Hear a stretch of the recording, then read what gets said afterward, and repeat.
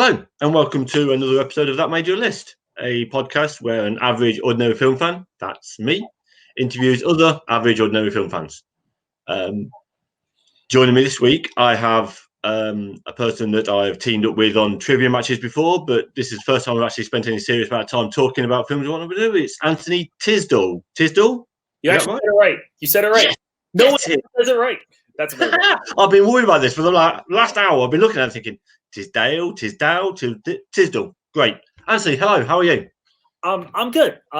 This was one of the more difficult things I've had to do in quite a while for such simple questions. Like, honestly, it took a lot of thinking, but it's good. I did it all day at work today. I was just sitting here thinking, what would I put on my list? So this is fun. I'm excited about this.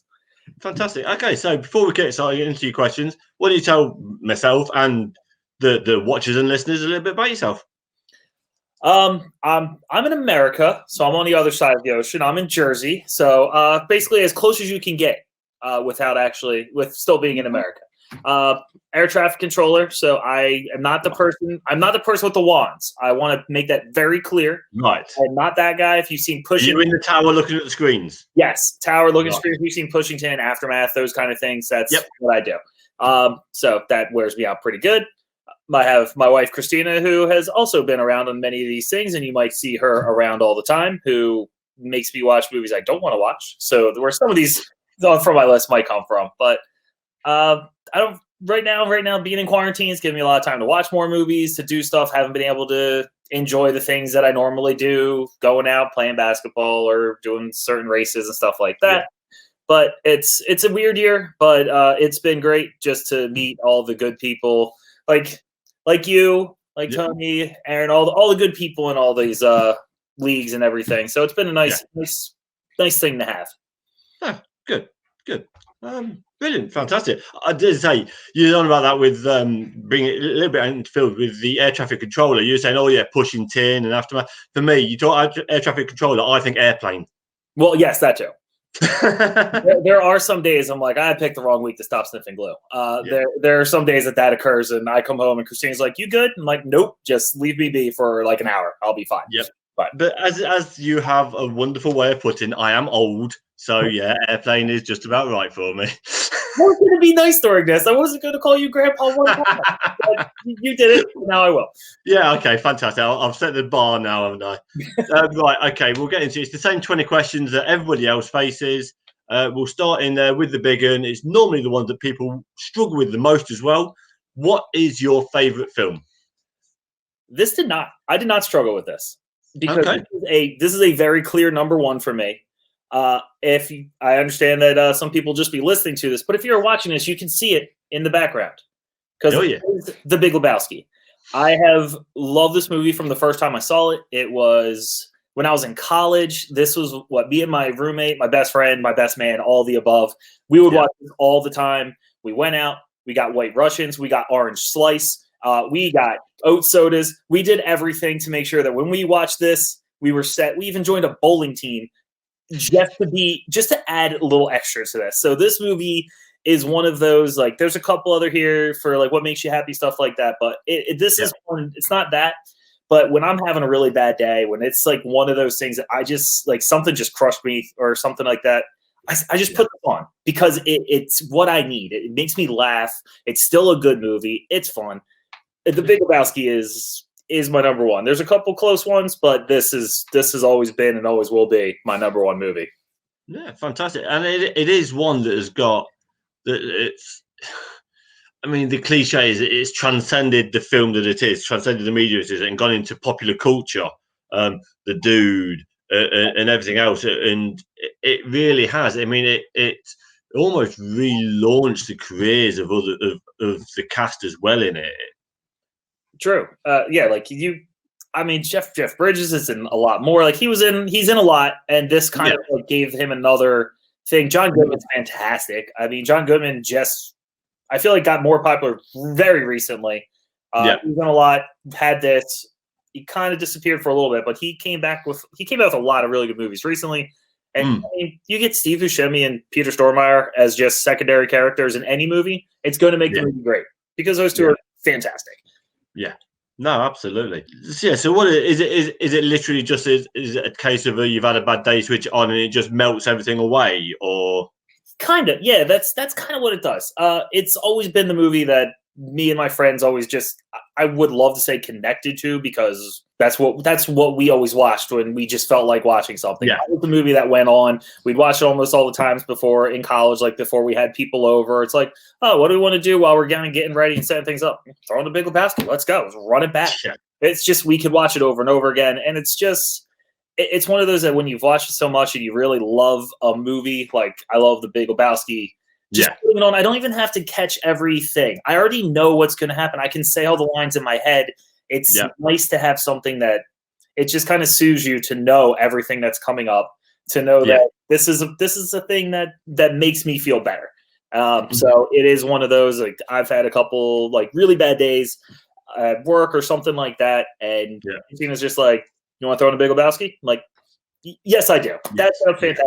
Throw it on and just it works, and it's just it's one of those films where when you get to know it so much, you can put it on, you can go into the kitchen, get yourself a drink, come back, and you've got the monologue going in your head. You've got the script going in your head. You sit back down and you know exactly where it is because you've been going through it. You've still been watching it in your head when you've left the room to come back again. Oh yeah, it's like when you're sitting in a car and you're just like. You're singing a song and like it cuts out for some reason because you're going over a bridge and you keep going, and then when it cuts back in, you're at the exact it feels good. So same thing. You're watching a movie, you leave, you come back downstairs, and you're like, "Yep, I knew this was the line. I was ready for it." As I say, with mentioned with Jeff Bridges, it gave him another boost again.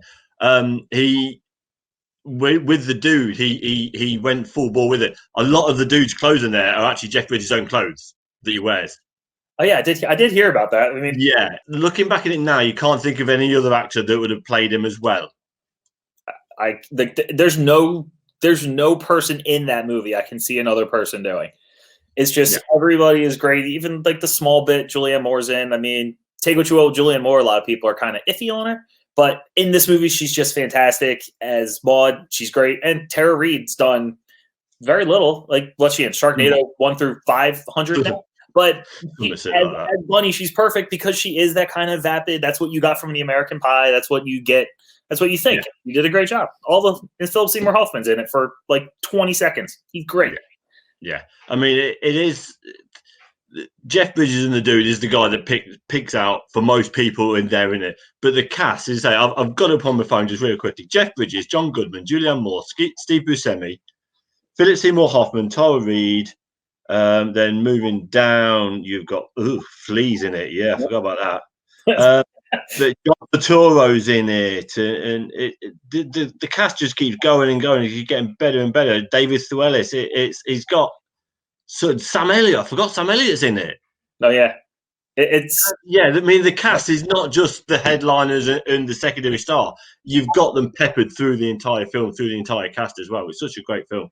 Oh yeah, and it's great. You got a good soundtrack. A lot of the songs, whether you like the fucking Eagles or not, it doesn't matter. They're in there. You get a little bit of it. The Gypsy Kings version of Hotel California is a scene that if you go bowling and you like this movie and you bowl a strike, you do the Quintana dance. You do it every single time. And I guarantee you I did. So, I mean, those are the things. Like, it just sticks with you. It's quotable. All the little bits and pieces of it. The amount of times I've looked for a rug to tie the room together is ridiculous. I've been told no a couple times. But, you can't win all that. Fantastic. Well, that's your favourite film. It's John Goodman's favourite film of the one that he's made. I mean, as it should be.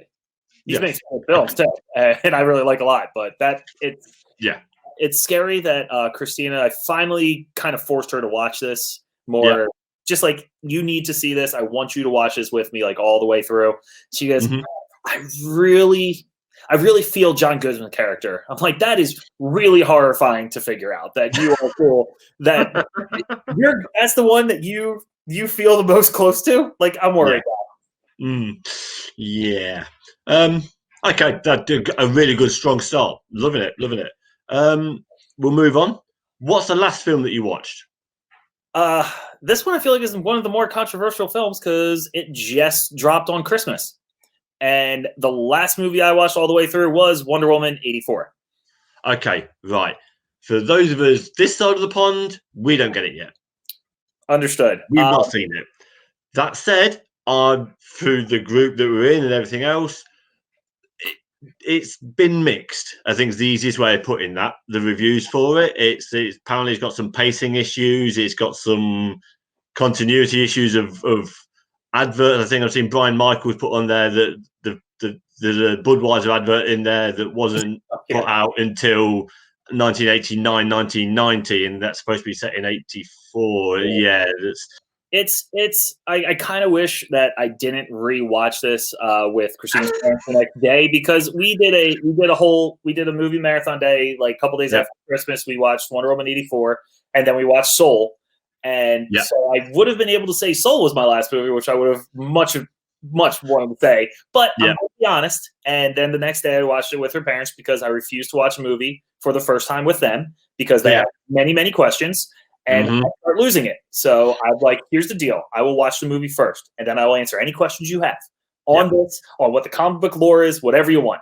But I will do a no spoiler kind of review for what I thought of Wonder Woman 84. I feel like when I first saw it, when I first heard of people talking about it, like really hating on it, I was like, oh crap. Like I really like the first Wonder Woman. That's like my third favorite DCEU film.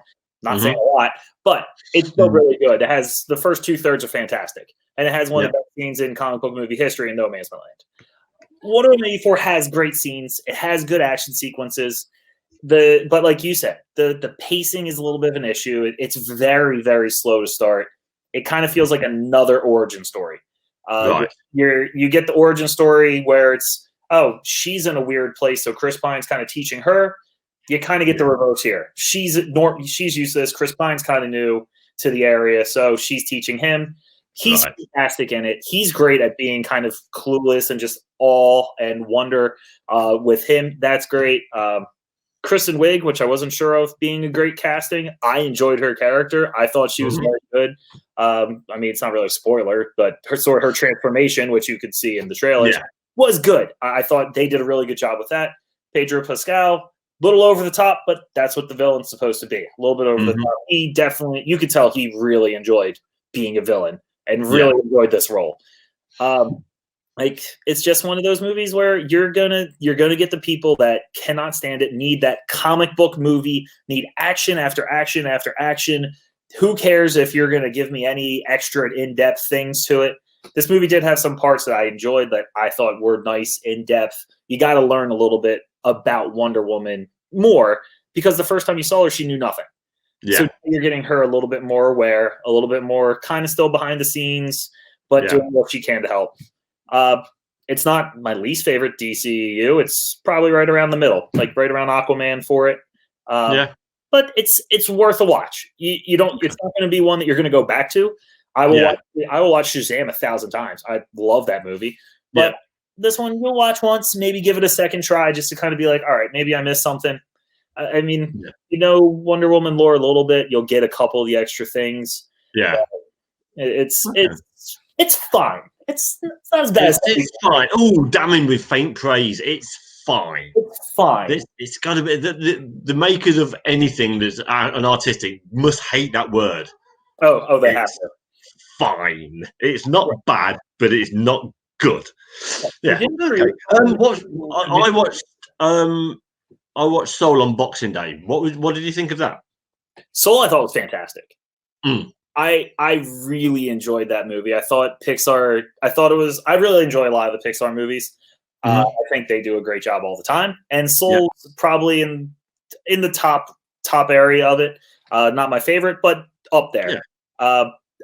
After watching it, like me and Christina were just kind of talking, like that was really adult. It felt like it was very geared towards adults more than it was for kids. You get the goofy stuff, but you kind of watch it, you're like, man, I'm kind of thinking like, what is purpose? Like, do I have a purpose? Is it just to be alive? Is it just to be here and help others and do good things? Is that the purpose? So I really liked it. They had the good little scenes of comedy, and Actually, I think I've heard a couple people weren't. I think maybe Aaron might have said this in like our group, but that he wasn't as much of a fan at the beginning as he was towards the end.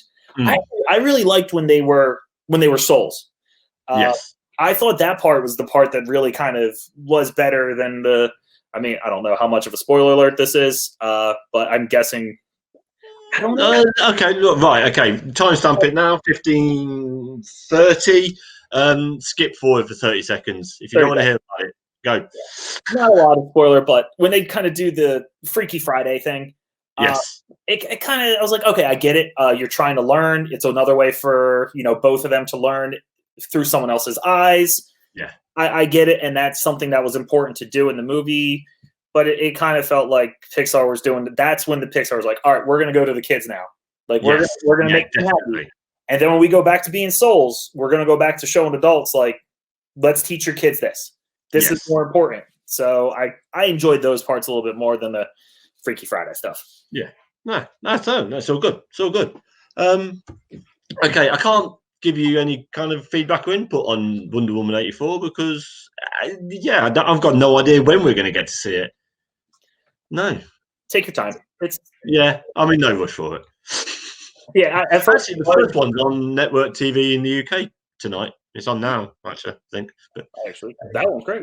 Especially when you get to that second half, we'll watch it. Yeah, it's the last. Yeah, it's the last act that drags it for me. I don't like the last act of it.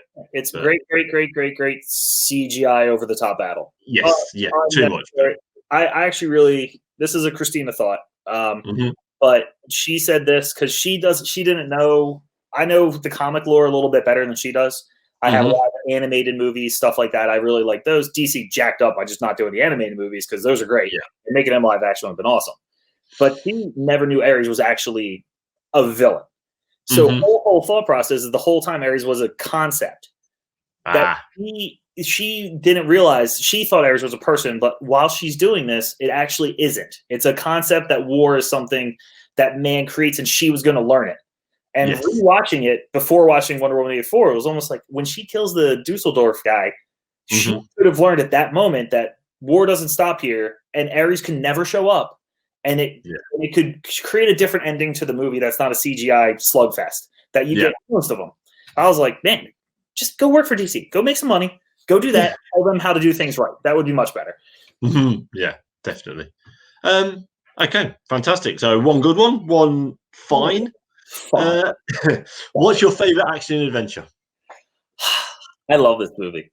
I love the person that stars in the movie.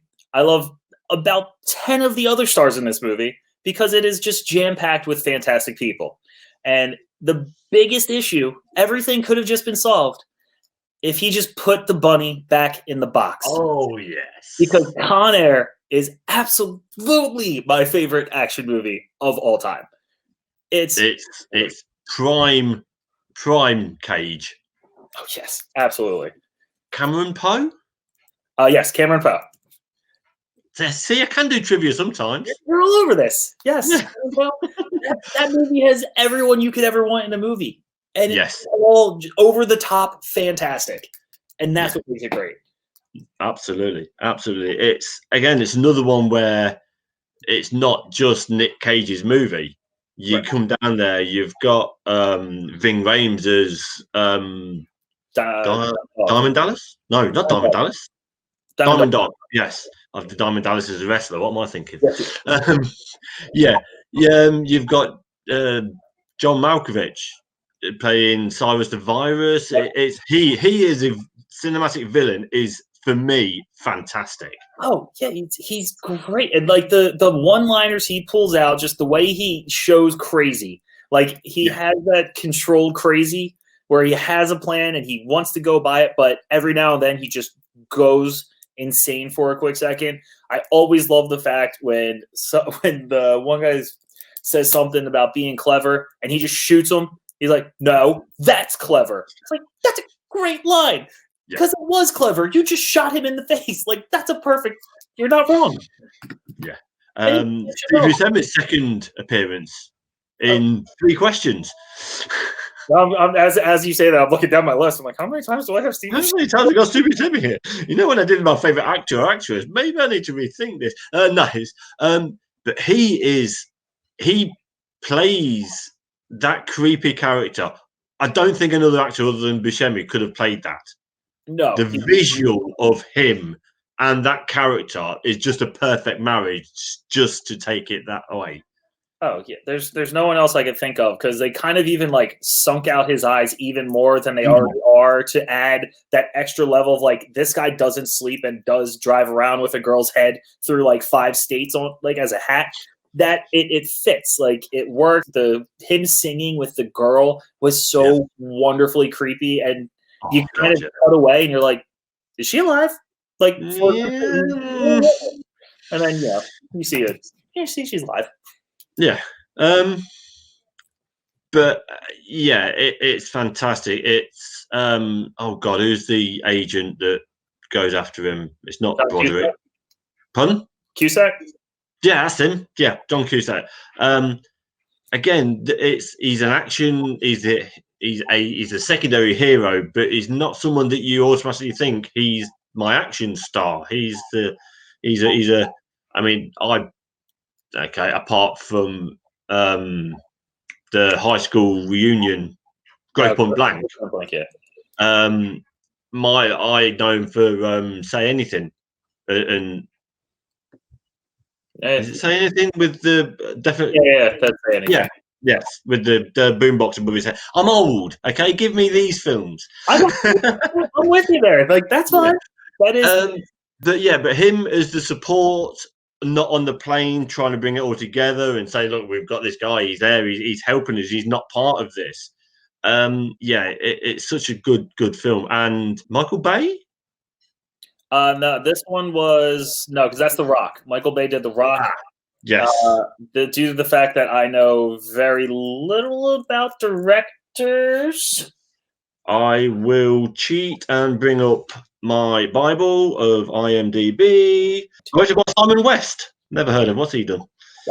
He did Lara Croft Tomb Raider with Angelina Jolie, The General's Daughter. That's a good film. Okay. The Mechanic. Yeah, there's nothing that's. It's nothing that Expendables. He did Expendables too. Oh, okay. Maybe I do need to remember that name at some point. Yeah. But it is a very Michael Bay-ish type film, though. Yeah. Let's be brutally honest. It's explosions over plot advancement. A little bit. I feel like it tones down the explosions a little bit on The Rock. There are obviously at the Lerner Airfield, you have the whole explosions, shootout battle between everybody, and it's just I just appreciate the movie as not as a movie, because let's be honest, it's not. If you're going to sit there and be like, oh no, this is Oscar worthy, it's not. But is it fun? Holy crap, is it fun? Again, I seem to go with movies that have a lot of one-liners, because this movie also has a ton of quotable one-liners that are great from every single person in here. You get Dave Chappelle throwing out one-liners for at least a little bit. I mean, he's great for the little bit of time as Pinball. And just, you got the kind of secondary villain of Cole Meany, always like going against John Cusack for everything he's trying to do, and kind of forcing him away from actually trying to help. He's just like, nah, shoot it down. He's like, well, no, you got a guy on here who's got like this poor girl who gets the janky rabbit at the end, who luckily still loves it. That thing was like, good for her. She is a good daughter that doesn't really know her dad. This random long-haired dude that just rode around on motorcycles chasing a fire truck. Battered, bloody, dirty, scraggly hair. Ridiculous looking, and he's with a great Southern accent. I mean, just chef's kiss, beautiful. Yeah, he just hands her this ratty bunny, and she's like, "Oh, cool. Thanks, Dad." Thanks, Dad. Sure. Personally, the last 20 minutes let it down. Well, yeah, it's the over the top. We have to end it right now. Yeah. But no, a very, very good one. And this is where I hold my hand up. And I watched this in the cinema first week it came out over here in the UK. I fell asleep. Oh. In the cinema. massive. In my defence, I'd been up since 2 a.m. Well, that could do it. Left my now wife's university digs, gone home, got changed, gone to work. Went to work from 4:30 till 1. Went back 25 miles to the university, stayed up, and then went out at like 9 o'clock at night to watch this. So I'd done a fair few hours. Yeah, I was going to think. I'll let you slide on that one then. But you've watched it again, and I have watched it again, and I do enjoy it. In fact, it's up on my wall of DVDs somewhere. It is definitely up there. But yeah, a good film over there for sure. I mean, if it's a Nick Cage movie, I probably have it.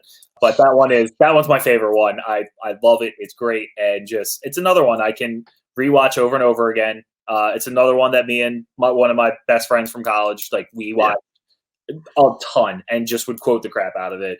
Like, every time, like, if I haven't seen him in a while, it'd be like, "Oh, hey, you got the pretty size I've seen in about 5 to 10." You always quote these lines from Dave Chappelle again because they're great. So when it was action, it was kind of I was like, yep, got that one. There's a couple of these that were tough.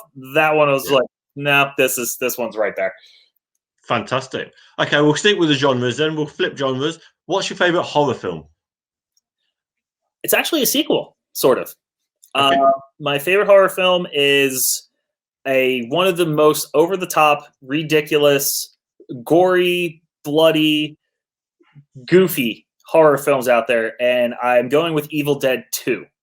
Okay. That is, I absolutely love the entire Evil Dead franchise. 1, 2, Army of Darkness, and even the reboot. I love all of it. Bruce Campbell, he's great. I love everything he does because he's again so over the top. He doesn't hold back, and Evil Dead 2 was that for me. It was him over the top, blood, gore everywhere, and I appreciate the fact that they didn't make it overly gory by making it look like blood. It was green, it was purple, it was black. It was, let's just make it different so it's not like all these other horror movies where you're just getting buckets and buckets of blood. We're gonna make it ridiculous so it doesn't really get like an NC-17 rating, because there's no blood.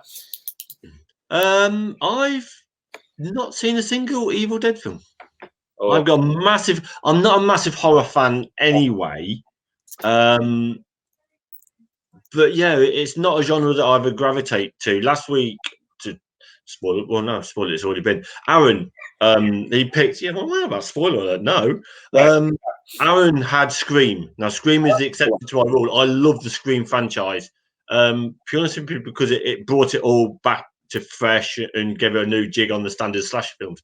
With the Evil Dead, it's just a whole. I think it passed me by when I'd never really liked horror, and I've never sort of jumped back to them. So I'm aware of them, but yeah, that's as much as it goes with me with them. Yeah, I feel you on the Scream, because Screams are great, and when you are a horror fan, I love horror movies. I'm a big horror fan, and Scream, like you said, it brings it all back. It brings it all into one spot.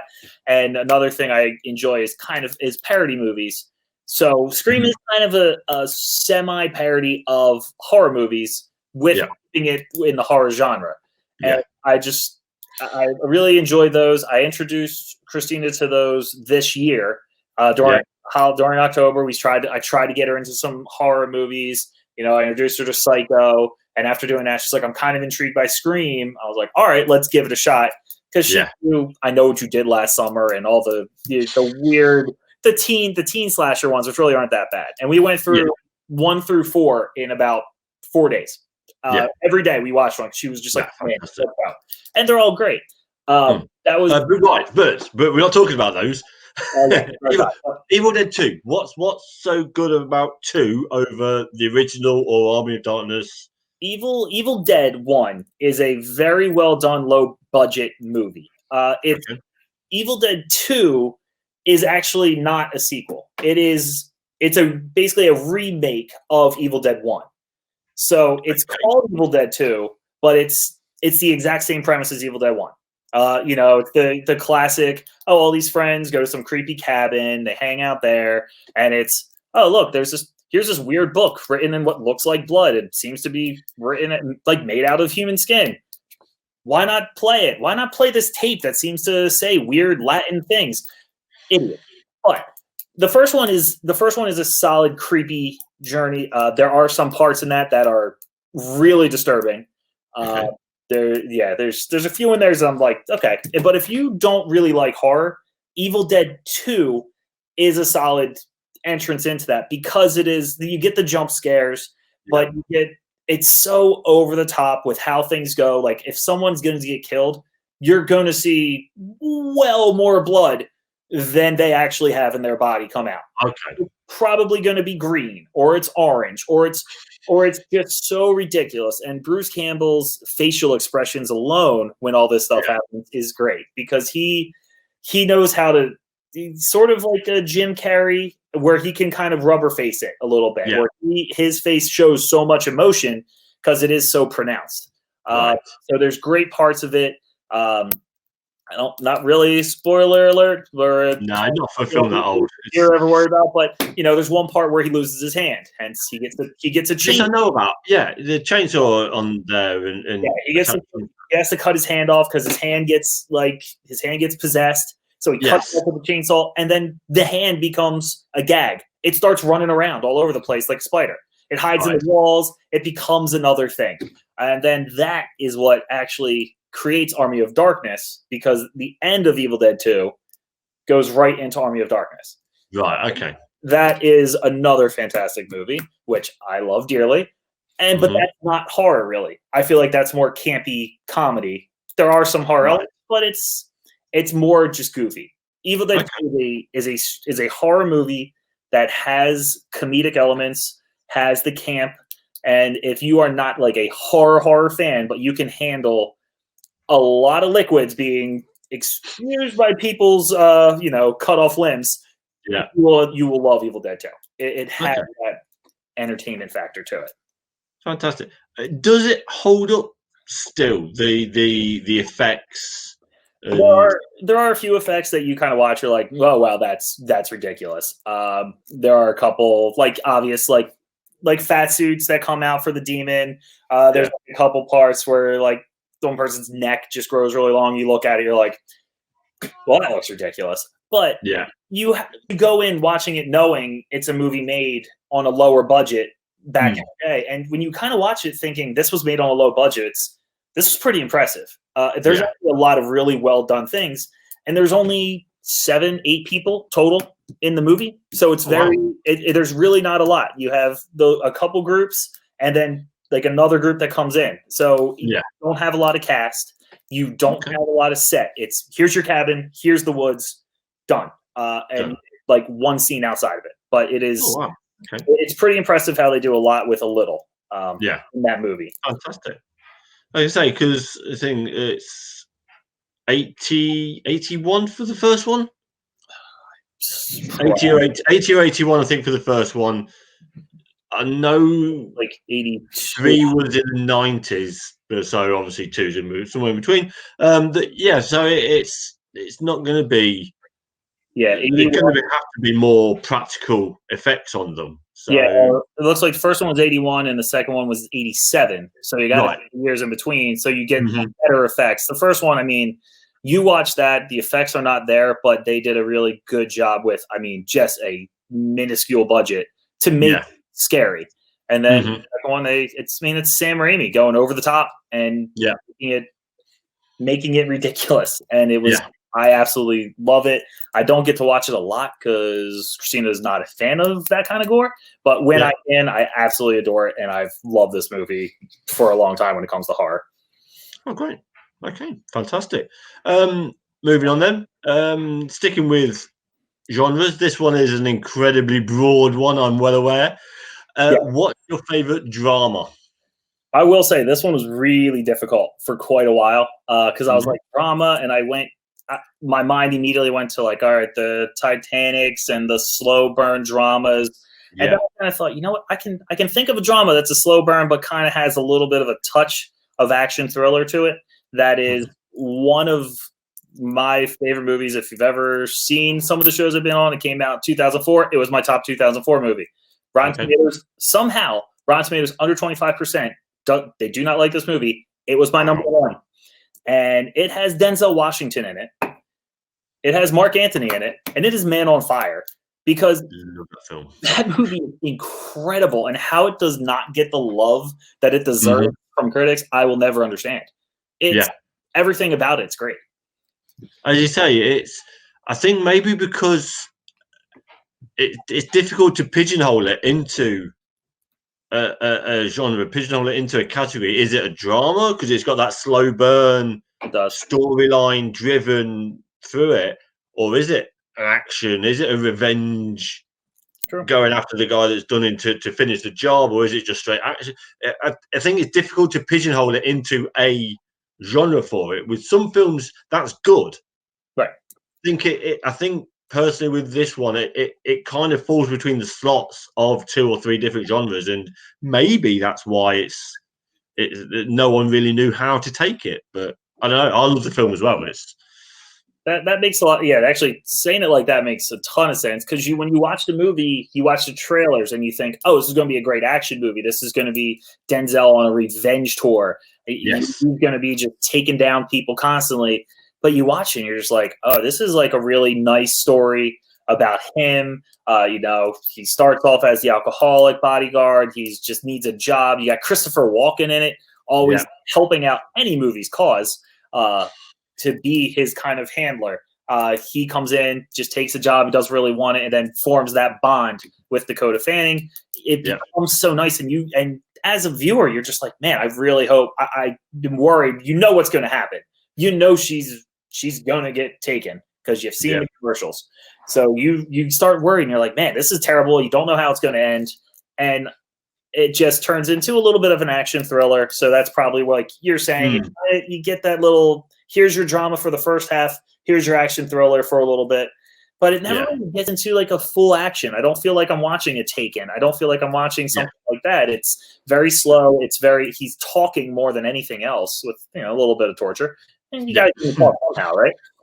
But it just like all the emotion from the parents, the emotion from Denzel, the emotion from Dakota Fanning in this movie as like a young actress is just heartbreaking. Some of the stuff you hear. That end scene is just every single time I'm like, I'm okay. I'm good. Just don't look at me. Don't look at me. Yeah. It's she, considering this is her second film, I think she was in I Am Sam. Yeah, I think so. This and then War of the Worlds. Which we can leave that one.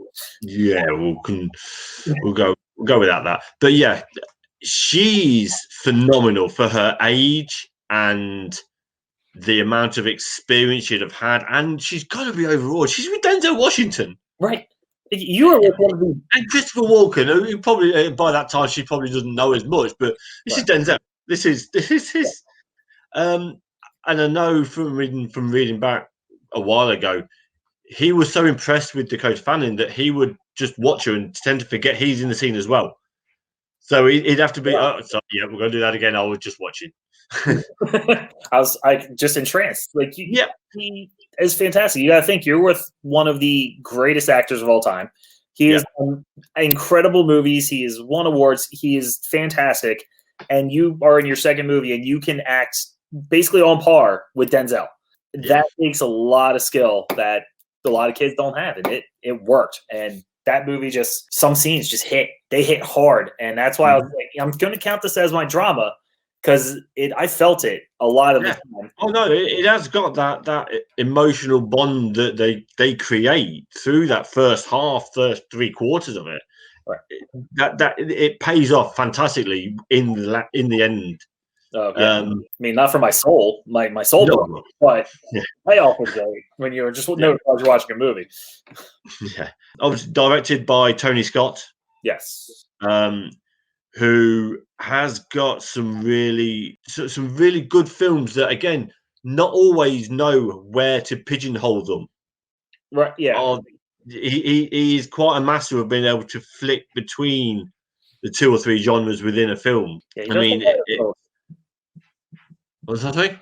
I say he does have that ability, and that's why I feel like a lot of movies like that don't get love because the people don't know what they want. One thing. When you go in, a lot of people are like, "This is a drama. I just want to feel it. I want to feel like The Fault in Our Stars. I want drama the whole way through. Yeah. You want action? You're looking for Con Air. You just want action. I don't need any extra things." And you start adding more than one element together, they get scared. They get scared. And But yeah, I'm looking at a couple of Tony Scott here. Yeah, like some of these are. There's so many of these I absolutely love. You know, obviously you love Denzel.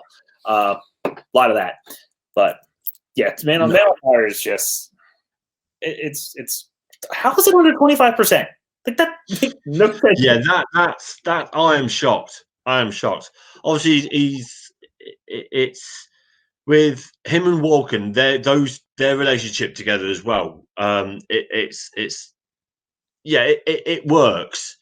Walken plays that Walken. Yeah, he plays that kind of role so well. It fits his style and the way he delivers his lines. It really does. It does. He has that mentor mentality. Yes. He has it where he can provide such gravitas into a scene with how he speaks and how how he does everything, that even when he's not being over the top ridiculous in certain movies, every time he says something, you feel it. And him and Denzel just going back and forth, you feel the love that Christopher Walken has for Denzel. You feel that he wants him to be better. Yeah. I mean, a lot of the times, a lot of those scenes, they were improvised by all accounts. From what I've read about it a few years back now. But yeah, those pair they sort of shot the scripts one, and then they're like, okay, just go with it. What can you do? What can you do with this? And a lot of the ones that actually made it in the film were those improvised where they went off on a tangent from the script. So, okay, fantastic. Right, okay. Last one for the genres for a while, but what's your favorite comedy? I will say this is the one that took me the longest. Because I love so many comedies. But as I was scrolling through my list, I finally came upon the one that I can rewatch over and over again. That makes me laugh every single time. And I had to go with Tropic Thunder. I absolutely adore that movie and can laugh every single time I watch it. Yeah. It just has everybody. It has everyone in it. Robert Downey Jr. is amazing in it. Absolutely phenomenal. It's just you never expect it. And I've listened to the entire DVD commentary because the movie he says I don't play characters till DVD commentary. He does it. He does the entire DVD commentary in character until he becomes Kirk Lazarus, and then he does it in the Australian accent until the end of the movie. I was like, that's dedication, and you have to appreciate that. Absolutely. Ben Stiller's best film? I'm putting it. That's up there. That actually, I think it would be because I love this movie. Like I enjoy Dodgeball. I think he's good in that, but he's not a main. He's a main-ish character in that. In this movie, he is a main character. I think he's great in it. It's kind of nice, and he directed it, which gives you a little extra. So that's kind of cool to think that he's doing this. He's directing it. He's directing a movie about directing a movie about making another movie. I mean, there's so many layers to it, and you get the absolute best cameo of all time as Tom Cruise as Les. Oh God, yes, that's incredible. Yeah, I mean, this is what 2000, early 2000s. This is prime Cruise. But then to get him into this kind of character with that kind of get-up and that the skull cap for the thinning hair and everything, it's for me, probably one of the best cameo performances for in a film. Oh, absolutely. Is it in and not the main character, just diving in and out here and there. He's phenomenal. Oh yeah, it's almost the main three are great in this movie. You got Robert Downey, you got Ben Stiller, you got Jack Black. The main three are fantastic. But then you can go into the Jay Baruchel, probably butchered that last name, but he's fantastic in it as the only guy that cares. Brandon Jackson's great as the rapper who's just in this movie to try to sell stuff. They all do a great job. They all have their little extra bits. Matthew McConaughey, Bill Hader. You just watch the movie, you're like, another person that's great, another person that's great, another person that's great. I just everything about it. And what is it? Steve Coogan? Yes, I love Steve Coogan. I think he's hilarious in everything he does, and I wish he was in this movie more. But he was in it enough where I still laughed. him just getting punched in the face just for some reason cracked me up. Like just Tom Cruise, like key grip. Yeah, punch him in the face as hard as you can. It's like okay, there's just good. Obviously, for a film like this, and especially I'm talking now about Robbie Downey Jr.'s performance, particularly having a character black up on a picture of this stature, right, is brave in the first place. But then to do it that well and get Oscar nominated for it. It is. And and you obviously it's a little bit before the time where like Twitter and everything was blowing up and people, and it's one of those of, yes, a lot of times that someone does that, it is a terrible, terrible thing. It's wrong. But Robert Downey's parodying these people saying it's wrong. He did it in the movie to show how messed up this is as an idea. And get called out on it by Brandon T. Jackson numerous times in the movie.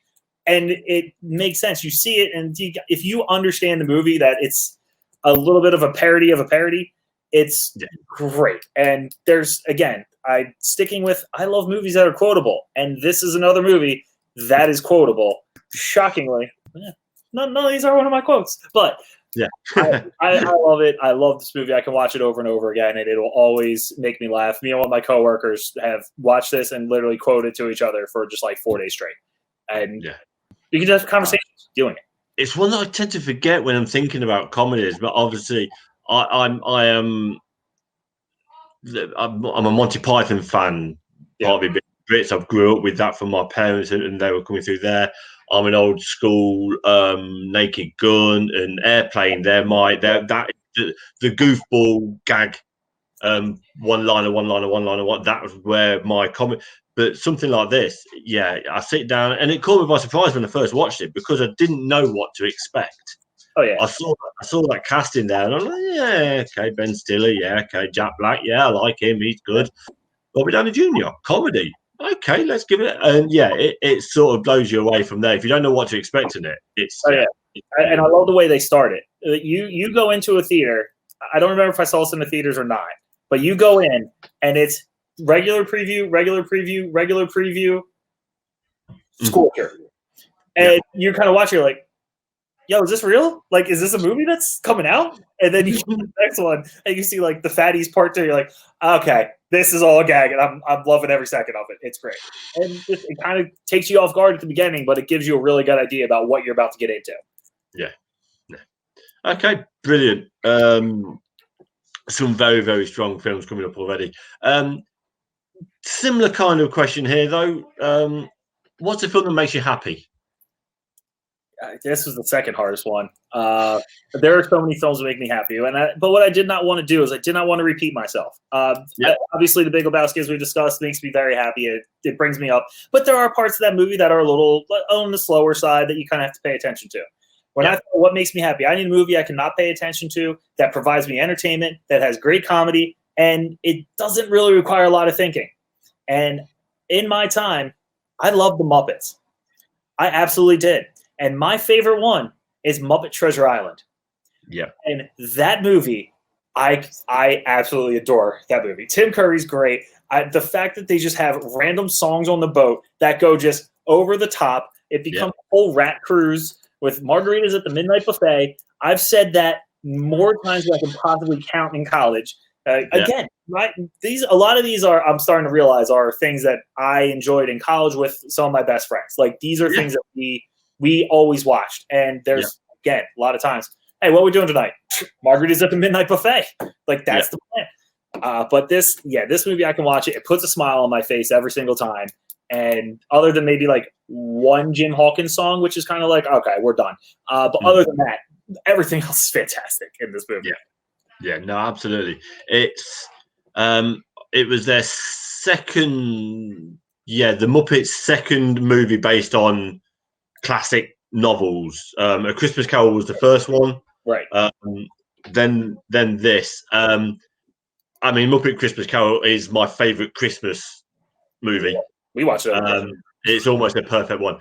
With this, it's as I say, it builds on what they did right in A Christmas Carol, as in the big actors, the human actor around all the Muppets, and the Muppets weaving in and out, and it's one-liner, it's one-liner, it's one-liner, it's what the Muppets do best. Yes.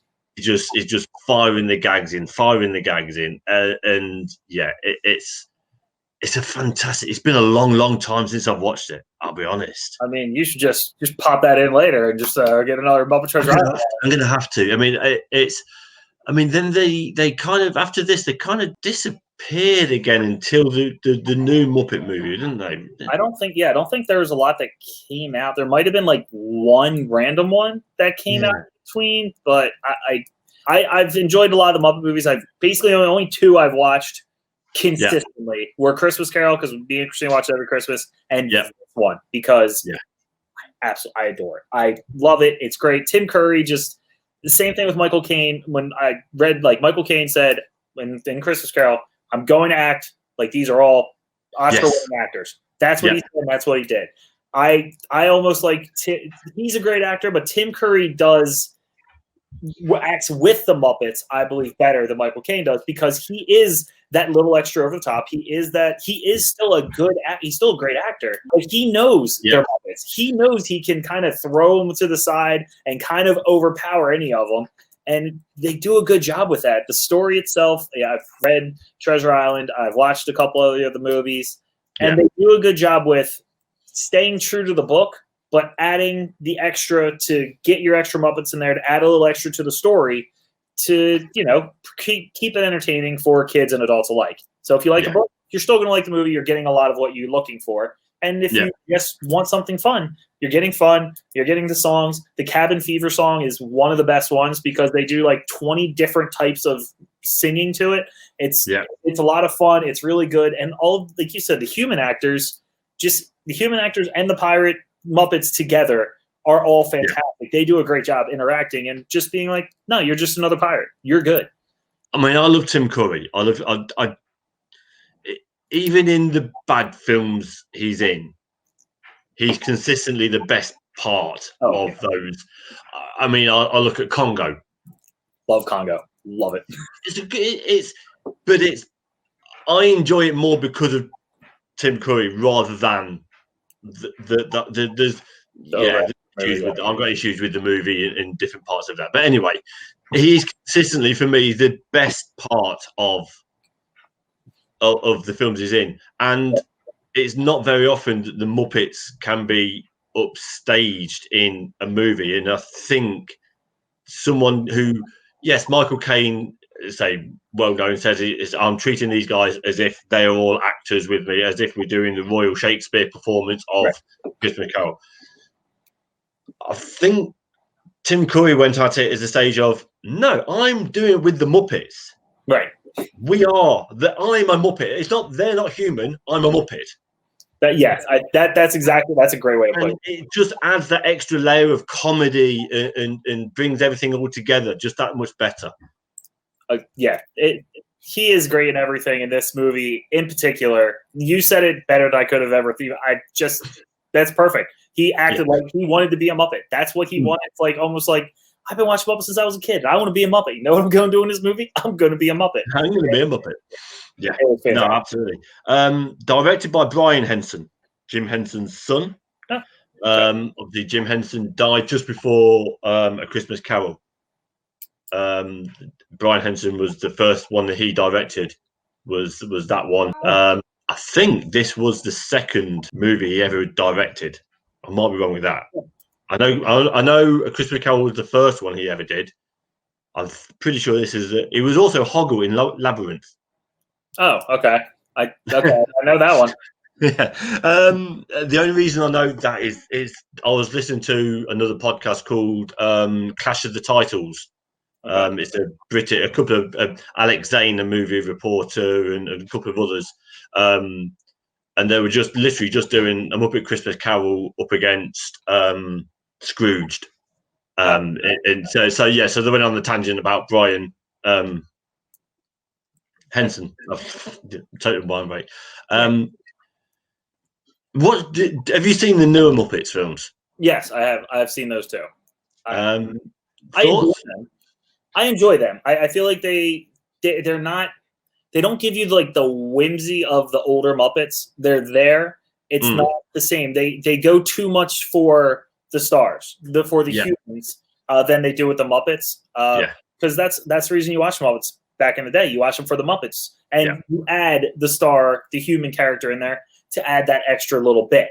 But the newer ones, they're like, oh, now I'm watching a Jason Segel movie that has Muppets in it instead of a Muppet movie that has Tim Curry in it. And that's why I enjoy the Treasure Island more, because I want the Muppet movie.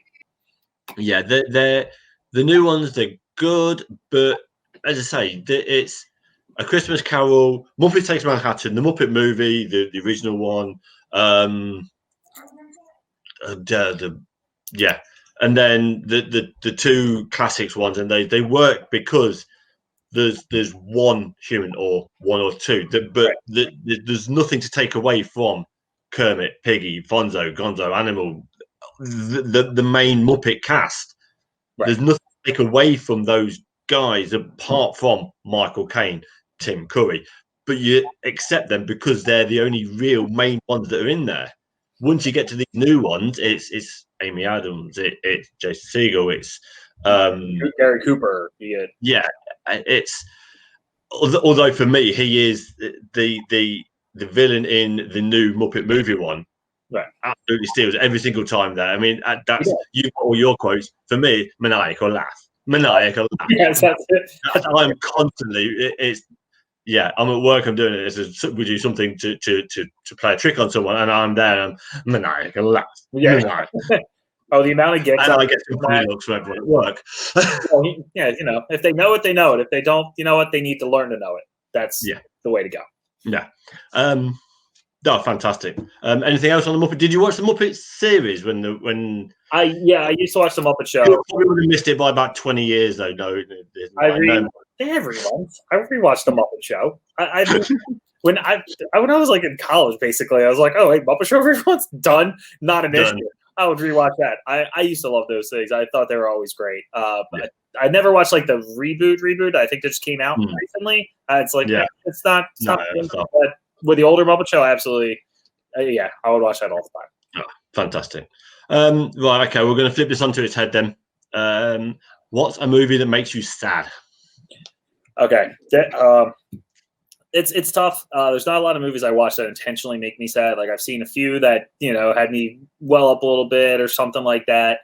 But I then after a little bit I realized there was a movie that absolutely crushed me from basically start to finish, and it showed that Brie Larson is a fantastic actress. And the movie that crushes me all the time is Room. Okay, that movie is.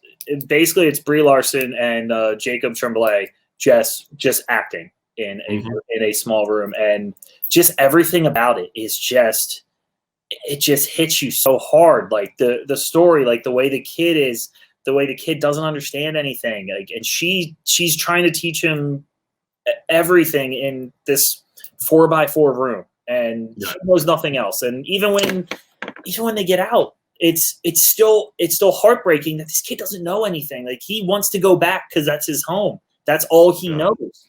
So in this movie, me and Christina watched it, and the whole time I'm just holding it in. Like I'm trying. She's bawling. I'm just here like, nah, don't look at me. I'm not even saying words because the second I say a word, I'm gonna start crying. That's I just like, nope, good, we're good. I'm gonna have some M&Ms and pretend like I'm not tearing up over here. That's basically how that went. But it's a great movie. It's a absolutely fantastic movie, and it should be watched one time. Yeah, this is another one that I've not seen. I'm aware of. I've heard of it. I've heard that Brie Larson's great in it, but it's. Yeah, it's not one that it's ever sort of circled on my radar. I've never had it's not popped up on our Sky Movies, which is HBO or something like that. That is for you, the equivalent for you guys, and maybe it's never sort of popped up when I'm sitting there with something to watch. So I've never. But yeah, tell me on it. What is it? It basically the movie starts off with Brie Larson she's just walking, and she gets kidnapped by some guy, and he takes her and puts her in a room, Like literally, that's all it is. It's basically in his backyard. It's a shed, but he has it decked up. It has a bed. It has a fridge. It has every amenity you can need, except it's locked. You can't see out. That's all it is. And basically, he rapes her, and she gets pregnant with this kid. And he has him like the movie has this kid's like 5, so he's older. So this has been for a while. We've had them for a long time. Like everyone thinks that she's just missing or killed. No one knows where she is. No one can figure it out, and it's just her trying to hold on for the kid because she's been in this situation for so long, and now she's trying to teach this kid about the world without being able to show him the world, and they can't get out of this room. So everything is room. That is what it's described as. It's room, it's bed, that everything is what it is. It's not like, oh, we're going to go to bed. It's like, I'm going to like, here's bed. That's what it is. And Jacob Tremblay is, this might be his first role, or it's very early on. He absolutely steals the show. He is great. Brie Larson and him just work very well off each other. There's a point in time where they, it's like halfway through the movie. It's not really a spoiler, but they do get out. And it's then you have to deal with the fact of she's getting back into real life. She's trying to come back in real life, but the kid only wants to go back to what he knows because he's young. So it's the fight between those two of how's this going to work. The parents get involved. They finally figure out where she is. And I mean, it's one of those movies that you watch and you're just like, my God, the acting in this movie is top notch. It's some of the best you will ever see. But there's going to be so many parts. Your heart is breaking. You're just trying to hold it back. You hate the guy. Like he tries to be like a nice guy because he's like now the dad. But it's so many brutal moments of this. It also was a book. I read the book before seeing the movie because I knew it was coming out. I'm like, all right, I want to read this. I'm sitting there just like pretty sure there's still a couple teardrops on the pages. Then I watched the movie. I was just like, luckily I can't cry on the DVD. It is a definitely worth a watch because it is one of the best acted movies I've ever seen, especially with someone that is so young. And if people are like, oh, Brie Larson, whatever, she can't act. Go watch Room if you think that, because you will not see a much better acting job than that. Okay. Oh well, you sold me on it. You sold. Just watch it once though. Don't just be prepared. Just once. Okay. I can live with that. I can definitely live with that. It's fantastic. Okay, well that's there's normally one per guest that gives me a film that I need to watch. I've got 2 now. I really ought to get The Evil Dead just to say I've seen it, and now Room as well. Obviously not to be confused with The Room. Do not confuse it with The Room. Those are 2 horrifically different movies. I mean, still watch The Room just out of pure what is happening, but they're 2 very opposite sides. Maybe if you watch The Room after Room, you're going to feel better. Okay. Okay, we'll bring the mood up a little bit. We'll take us out of the big deep hole that I was into. Name a film practically the entire script of. That's not Big Lebowski or Tropic Thunder or Con Air or. Okay, I don't have any of those. But I do have something that is similar to something I already said, because I do have the sequel to Evil Dead 2 in Army of Darkness, because I know every single word to this movie because it is so campy. It is so fantastic. It's, again, Bruce Campbell with one-liners left and right, fighting demons in medieval times. You're just going to, if you watch it, you're just going like, what is happening? The acting is not great. It's all, they're supposed to be medieval. You still get a little bit of the extra gore, stuff like that. So, but I can watch this movie 100 times over. I used to have a poster of it, but I had to get rid of it because I had to go classy. But Army of Darkness is a fun movie. When you get into the Evil Dead franchise, you're going to go Evil Dead 1. Yeah. Okay, this is creepy. Evil Dead 2, this is fun. Army of Darkness, I'm having a ton of fun with this movie. That's what it is. It's fun. Fantastic. We've been through. I've not seen it. I got nothing I can fire back at you. So we'll move on. We've covered Evil Dead. I love the fact that you know it. I mean, everyone's got that one. By the sound of it, you've got 4 or 5 that you know the entire script of. Yeah. So we'll move on. It's another one of the big ones. The one that a lot of people find it hard to pin down a particular answer for. Who's your favorite director? I mean, luckily for me, I don't know directors. I barely know who directs any movie I ever watch. But there is one director that there is not a movie that he has made that I don't like. Maybe one that, of course, like his most famous Oscar-winning one is the one I was the biggest fan of. But Guillermo del Toro is my favorite director. Everything, you get the Hellboys, you get Blade 2, which is one of the best comic book movies ever. Both Hellboys, the originals, are fantastic. Pacific Rim's fine. It's fun if you want to just watch them. Switch your brain off and watch big robots beat each other up. Exactly. So sometimes you need that. You know, he has The Shape of Water where he finally got his credit. It's a great movie. It's a little super weird. It's the fish segment. But you do whatever you want with that. But the reason I really, really like him is because of movies like Pan's Labyrinth. That movie it's all, about from the Spanish Civil War and the little girl Ophelia who is trying to escape this horrible life she has. And it turns into like a fantasy world where you get the fawn, you get the pale man, Doug Jones, in great makeup, super like creepy. But the movie itself, it's hard to differentiate between the real and the fantasy. Every movie he's done, I enjoy, and especially that. And I recently finally got to see like Kronos and The Devil's Backbone, other of his originals, great vampire lore and other ghost stories. So Guillermo del Toro for me is just everything he does is great, and it just adds that. Pan's Labyrinth is another one of my favorite movies that I've seen. Yeah, I've seen a lot of his that I enjoy. There are a lot that I've not seen. The older ones. I'm sorry, I'm scrolling through it now. As you say, the Pan's Labyrinth. They're ones that I've sort of that backwards from there. I love Blade 2. I absolutely adore that film. There's not many that you'll get a sequel, especially comic book wise, that's on a par with the original. The original is one of my most played DVDs. But what he brought to the second one and what he got out of the cast in the second one is fantastic. I really do wish. I mean, we'll maybe get to this franchise a bit later on. I really do wish he'd stuck around and did the Hobbit movies, because I think his take on that lore would have been something different. But anyway, I might have watched them then. I watch everything he's done. I would have. So, but that was one. When you said director, I was like, all right, let me really think, because there's a lot of really good ones out there. I like a lot of the movies, but this is the one I can only think of that I enjoy every single thing that he does.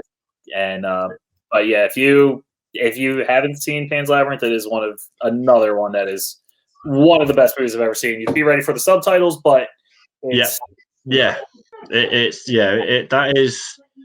he's got a great. It's another one that does or tends to do one for me, and then I'll do a studio film now. Right. So Pacific Rim. I don't know if that was the studio saying I want you on there, because it's you. If you have a list of those, you have The Shape of Water, Pan's Labyrinth, and Pacific Rim, and you look at which one's the odd one out. It's you couldn't put those three as being the same director on each one. So maybe it's a guy to his talent that he's able to dip his toes into these and bring into it. Fantastic. He's a great director, and once again, I mean, we're halfway through. We've done 10. We've shot through 10. We've fired through it. A really, really strong finish. What we're going to do, we're going to give it a stop there. Thank you, Anthony, for sitting down and going through halfway through the list. We'll come back for the second episode. if you do fancy being in the chair over there where Anthony sits, well, not that one, because obviously that's in New Jersey. No one wants to go to Jersey. But South Jersey. Oh, okay, fair enough. Everything's legal in New Jersey. If you'd like to be in the seat being grilled by me on your favourite films, you can email the pod on thatmadeyourlist@outlook.com. We are on Twitter at thatmadeyour. There's a Facebook page originally called That Made Your List. And there is even an Instagram page, which is perfect for what is started off as being an audio podcast. So everything, search That Made Your List, you'll find us everywhere else. Where the audio version of this is available on Podbean, iTunes, so search for it on there. We're also coming out on the Featured Presentations Productions YouTube channel every other Monday. So yeah, the alternative with Unearthed. So yeah, thank you very much, Anthony, for going through. We will come back and we'll get your second half, including what's your most overrated film, which could be a good one. Okay, thank you very much, and we'll catch you on the next side.